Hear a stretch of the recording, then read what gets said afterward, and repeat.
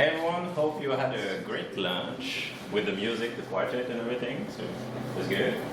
Today, gonna talk about analytics, KPIs, and how those kind of things could or should guide your design process. I'm gonna stay here. So I'm Thorgal Creuze, I'm a UX lead at Evolving Web. I've been at Evolving since the last 4 months, so pretty young in the company, but I have more than 10 to 15 years of experience in web, whether it's development, design, everything. And in 2014, I came to Canada. I'm originating from France, so 10 years ago, I moved in here to complete my master's degree at Université Laval in Quebec City. And since then, I really focused on UX, whatever that means at the time, and whether it was UX design, UX research, UX strategist, and now UX lead, trying to mentor my colleagues. I work for a variety of industries, different kind of clients. I mostly work in agencies, but I also work for big enterprise internally and also startups, so a lot of experience in multiple kind of ways, but recently I'm really working with universities at Evolving Web and also governments, and in the past I worked a lot in e-commerce, whether it was B2B or B2C. That's a place where analytics is really everywhere and people are attached to it because it's more tangible and more linked to their money and how much money they make every day. So they are really focused on that more than institution and OBNLs for sure. Summary of my talk, quick introduction about the subject and why I think it's important. How we can leverage the current analytics, whether it's yours or your clients. The importance of talk and test with real users or potentials. Measure and track your success or track your work, whether it's success or not, and sometimes it's not. And time for questions for sure. If there are questions during the talk, do not hesitate to interrupt me. It's my pleasure. My goal is to spark some ideas, maybe make you think about your current process and see how you can use those kind of things in your day-to-day life and how it might help you as a designer. So for designers, to help you revise your processes, PMs to support your team and make time for them to have a look on that, make sure they have all the access they need. Sometimes it's challenging as designers to get those access. And for decision makers, so for us, for clients, but potential clients, or if you have internal teams or if you work with agencies, just to make sure to give you some keys to ask your designers to, okay, you are making your decision, on what basis you are taking those decisions? Is it just benchmarking, or it is really focused on my reality and my clients or users? You see, I focused on e-commerce still a little bit. Introduction, so some questions we'll try to answer. Where to look at before to doing any design work, what should entice your curiosity and where it's important to look. What can be done to collect more data during the whole process, even with a strict budget, and how to keep track of your results after you created something and it's out there with real users. Why it matters and why it's the second talk I'm doing about this subject. The first one was in French, so a little bit easier for me, but still. It is, to optimize your information architecture, to take decision for your sitemap, your trace structure, but also the whole content thing, just to be based on what's currently happening, what's scoring, where are the pain points currently, for better UX and better content strategy, just to make sure that people that are looking for specific pieces of information, we put more emphasis on those, and those we think there should be more value that they see them, but they don't. Maybe there is some reason behind that. Early draft of copy. As a designer myself, I tend to avoid as the maximum the lorem ipsum for sure. Now we have all the AI in the world, but even to look at the copy that currently exists, what's happening in the search consoles, different analytic sources, it also can give us some opportunities to bring in some early content in our mockups, in our wireframe, just to put more context around what we're trying to create. and ensure the success of an MVP. I'm pretty sure everyone in the room is used to the term MVP and phase 2 that never happens sometimes.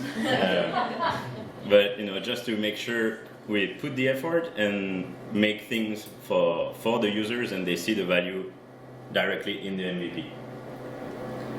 So first section, leverage the analytics, where and what you could look at. The main thing I recommend for every designer is to look at the current state of things. Yes, we redesign, sometimes there is an old website that we need to create a new one, or it's the new one that is live and we need to bring in new features or anything. So look at what it looks like right now.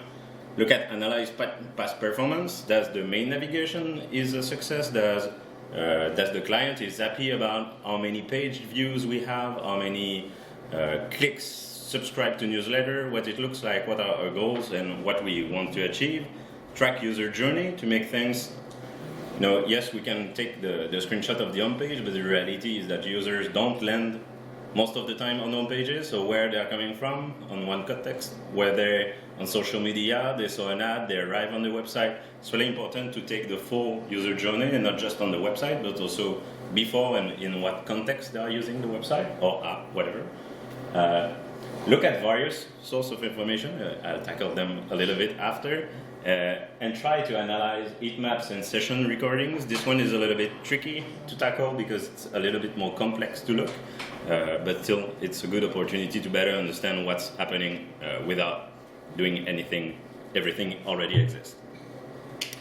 So a quick question, I won't make it, so just think in your head very quickly, what are the most important things for designer when we can look at current analytics? So to look at traffic patterns, make decision on what the website looks like for consistency, to use heat maps to understand user behavior, quite easy, you'll see.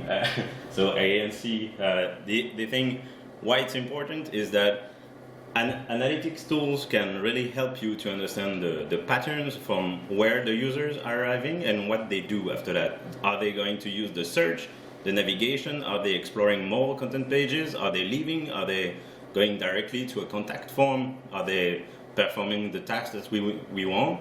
And basically, based on client reality and what are our goals, maybe sometimes we want people to stay long time on the website, but sometimes we just want them to convert. And like from the e-commerce perspective, it's not a good sign if people stay too much on the website. We just want them to buy the thing. So it depends on what are our goals and what we are trying to achieve. It's really different from clients. To take a deep look in Google Analytics 4, it's something that most designers or not enough designers do, I believe, because sometimes it's more for marketers or product owners and clients owned it.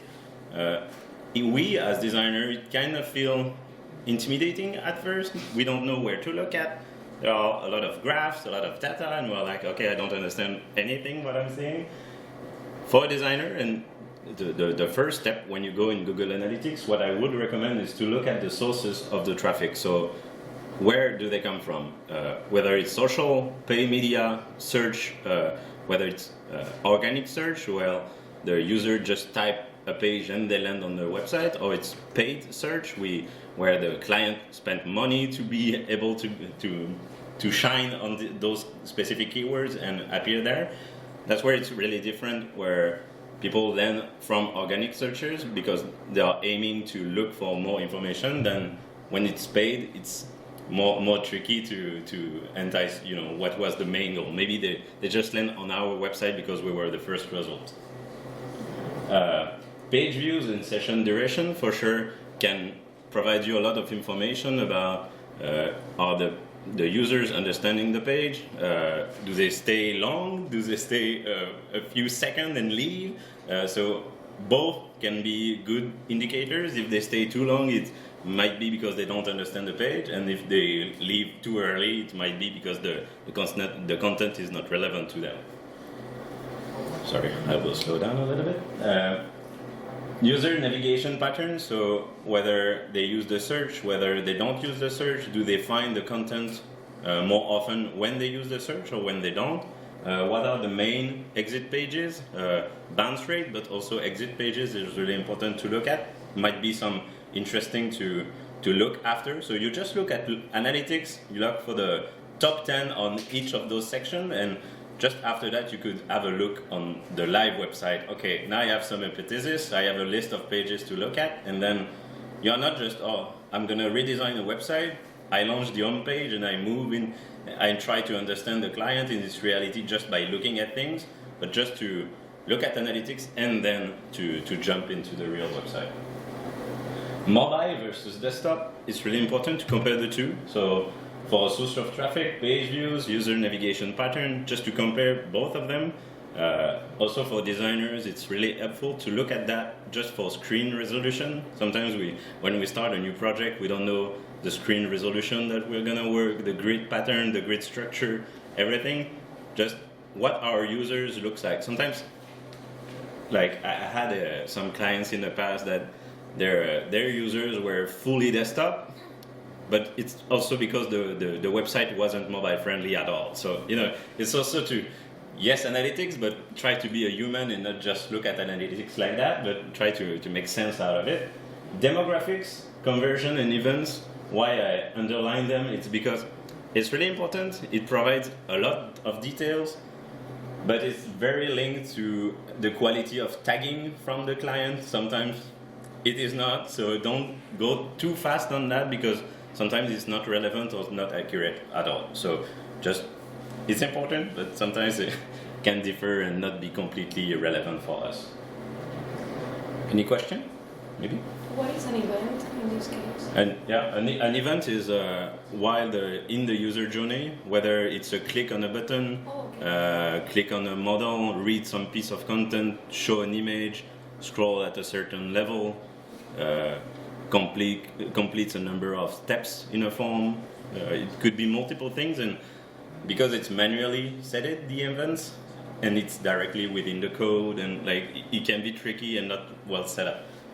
From e-commerce websites, it's more easy to set up to have the browsing, add to cart, checkout process, multiple step in the checkout. So it's more towards that. So that's where in institutional websites it's a little bit more complex, but it can be done still. So look everywhere and be a detective. It's something we tend to forget most of the time, but people write a lot of things in the internet, in the global web. But to look at Google reviews, to look at Facebook reviews. I had some clients, they had a product and they didn't know, but there was a whole community on Reddit, like a whole page talking about the product, how great it is, and they were not involved in this channel at all. So it could also feed the strategy saying, oh, it might be interesting to get involved and be there and make sure that we as an organization or a company have also a voice in those kind of thing, and just to find the tone of voice in very specific areas and not let also just bad reviews every time without any response, but trying to be active, and it differs from client for clients, of course. Social media mentions, just to look at Instagram, you go to Instagram, you look at your client, and okay, yes, there are the posts that my clients do, but what are people posting about? Do they have any? Sometimes they have a lot. Is it good? Sometimes there are good pieces of content that we can reuse. Sometimes what kind of hashtag, what things they say, what vision they have about the company or the organization. Customer support and help desk, it's a little bit more complex to have access, at least at the beginning, but to have access to the most frequent question, not the FAQs that is on the website, but what people are asking the client, or can you answer those questions for me? And to look at competitors' website and their own reviews. So yes, we can benchmark ours, but so for example, universities, to look at other universities and how they tackle it, whether do they respond to every reviews they receive, or how active they are. Heat maps and recording, as I said, it might be a little bit tricky to start on that because it's a little bit more complex. Still, there are a lot of valuable insights that we can have from those. There are multiple tools. The most famous one is Hotjar. It's not that expensive, and I'm not here to promote it at all. But one thing that I want to say is, if you go to those tools and you don't know what to look at, you can spend way too much time without knowing what to look, and you feel lost, and then you spend 3 hours looking at nothing and you can have no insight at all. The first step is to set clear objectives when you go on those tools and to come with some hypothesis. So if you went through analytics, look at some reviews, maybe then you can go on specific pages, the top pages, which would be the home page, some contact page, based on variety of clients, could be a product or whatever, and segment your users. What I mean by that is to divide new visitors and returning visitors, just to compare those two and not mix the data together, because returning visitors might know the website more easier than new ones. So if you look at new ones and they are kind of lost everywhere, and the returning are more focused on what they are trying to achieve, that might help you at prioritizing for sure. It maps first, just to see where people clicks. It provides you good insight of is your call to action clear enough? Does people click just beside your button and it doesn't work? So you see multiple rich clicks before it works. And then recordings. So recordings also for cache cookie acceptation. Sometimes it's a little bit tricky, but recordings is as soon as a visitor arrives on your website, you can track everything that they do. They have multiple levels of security, so it hides any information and tricky things. But because those can, sometimes the user can stay an hour on your website from he goes on it, he leaves, and then you need some objectives and hypotheses to know what to look at and to benchmark that and know where to look. Because other than that, you're just going to see a mouse moving on your website and you don't know what to look. Those are two projects I did in the past, CHUM and Office de Tourisme de Québec, so Tourism Office of Quebec City. Just saying how we did that. For CHUM, it was to come up with one website and merging more than 40 websites and multiple things to take into account, multiple kind of users. So really to focus that, spend a lot of time on tree mapping, making sure everybody is looking for the information. So a lot of analytics, sitting with also stakeholders, interviews, and blah, blah, blah. But really to create a tree map that makes sense and that is relevant to them. We have very good benchmark about accessibility, discoverability of the content too, just to make sure that people arrive on the piece of content they are looking at and to make it quickly for them. And the other one was to really understand what was currently happening. At that time, tourism office were struggling to get new users to their website because people tend to not look at tourism office website and just go to Google Maps, Yelp, other tools. So it was to really understand what was happening on the website, how the content was structured, and try to come up with a different content strategy. So we really moved from a content page approach to an editorial kind of just creating articles and linking them, trying to make people stay on the website to discover more and more, and provide more information than just reviews on Google Maps. You could have a look after. Oh, yeah. Can I ask you a quick question? Yeah, for sure. On CHUM, as an example, yeah. It's notable that, I guess it makes sense based on what you described the site is for, that you've got search so centrally highlighted like there. Did you find that when that was being designed, was there any friction about the decision to put search front and center versus I'm sure you had a stakeholder that thought something else should be the hero? And did analytics play a role in proving that was a good idea? Yeah, and also to map that, a lot of people were arriving from different kind of source, different kind of profile, everything. We had so many content that it was impossible to put the most important one at first. And this is the kind of organization that, okay, we want a slideshow in the banner and to promote important things, yeah, but day two we would have 15 stakeholders that says, oh, I want my important things to show in the homepage, and we said no, we are not going to do that. And the approach was to focus on the search, but also to provide recommended pages. It's in French, sorry, but so based on what kind of user you are, always focus on the passion first, for sure, and to provide some quick links that could be updated through times based on if it's the flu shot season, for example, just to make it straightforward there. I'm looking at time. Is it over? No?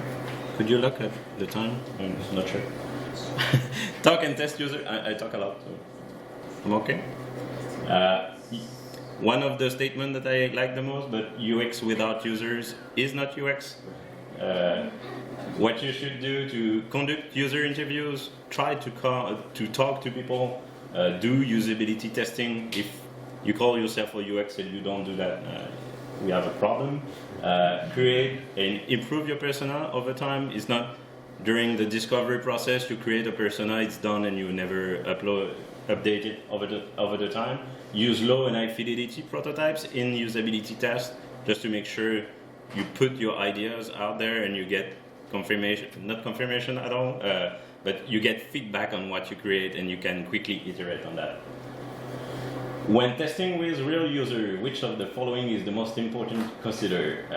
I will go quickly because I'm not sure, but why the answer number B is wrong. You should always try to tackle the most complex things. To have a usability test about a homepage and you just, oh, what can you say about that? You just have generic feedback and will stay the same. Try to come up with real tasks that go through your most complex features or complex flows at least, just to make sure about that. Two things, get to know your users' needs. Interviews and surveys is a good way to do it. Sometimes for very specific kind of people, it's difficult to recruit for specific kind of people. And surveys is a way to tackle that without talking to real users one-on-one, but just to at least have some real data. It will help us to prioritize features, reduce false assumptions, you are not your users, saying, oh, people tend to like it that way, it's not working. Build empathy within your team and minimize risk, as the more we talk to them, the less the developers will need to redo what they did because we haven't tested before, and the time of changing a lo-fi prototype compared to live version developed and everything, it's money to invest in interviews and surveys and stuff like that, but compared to redoing stuff that are already developed, it's nothing. So it's really important to explain that and what's the goal behind that. Usability testing, to test, iterate, and launch. So to start with the most basic things, and then lo-fi, high fidelity, and try to come up with more and more and more tests. What is useful is detect usability issues for sure, validate your design choices if you are not confident about option A or option B and you are confident that both could work. It's a good way to test your two options for sure, and sometimes just to divide those tests just to try to come up with the best solution. Save time and money and refine prototypes over time for sure. Two projects I did that were the most complex one based on user tests. The first one was Élection Québec. We did a lot of work about card sorting and tree mapping testing a lot, and also wireframing and high fidelity. And the other one is AlloProf, which helps young students to learn more at home outside of school, and a lot of scholar tools and resources in that. And it was very challenging but fun. It was to test with kids, and it was a first for me just to sit with kids, just to try an interface, see how they can use features, how they understand everything. It's completely different than us, and definitely it was a lot of improvements just talking to kids and get to know them. The last one is measure and track your work.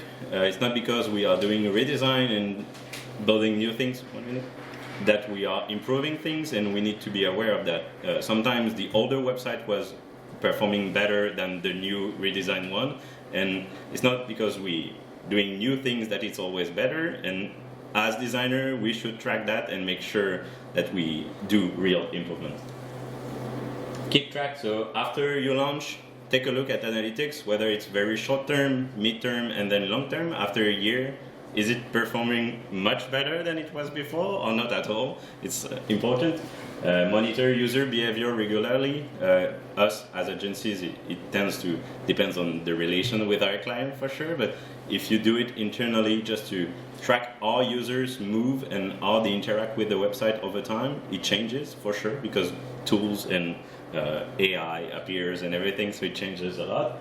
Measure success over time and continuously improve your website because, again, new features, new needs, new kind of users, new stakeholder needs and business goals for sure. Those to focus on traffic spike just after the launch, just to gauge success. Set up automated reports just to make sure we keep track of things. And in your post-launch, because we don't care, the website is live and the client is gone. It's a trap.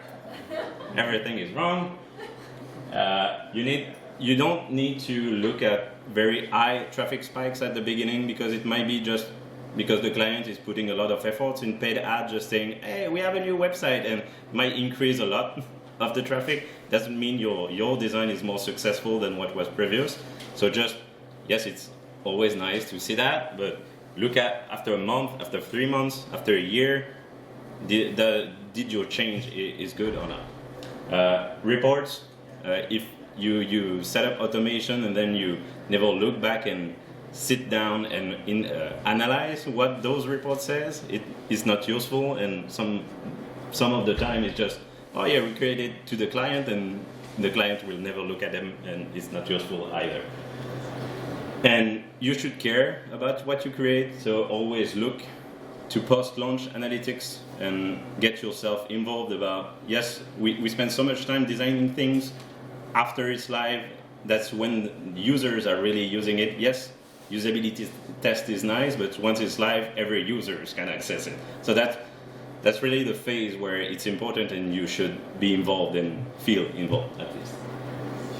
What to track? User engagement, conversion metrics, user satisfaction. Also the flows, it changes from Google Analytics version to version, but still really important to track that. And because we are not alone, you should always share your results with your team, whether it's a success or it's not.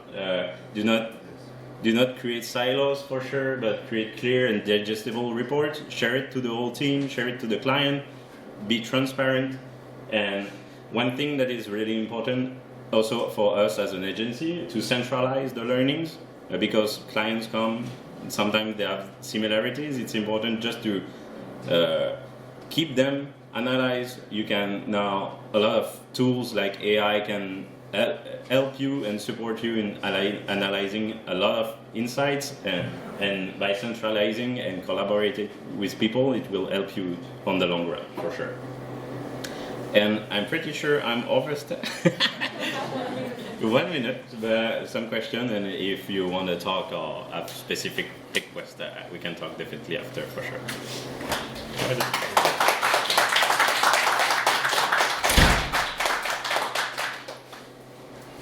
Question? Maybe not? Well, thanks to everyone. And probably the next session will be in 10, 15 minutes, 10 minutes. It's not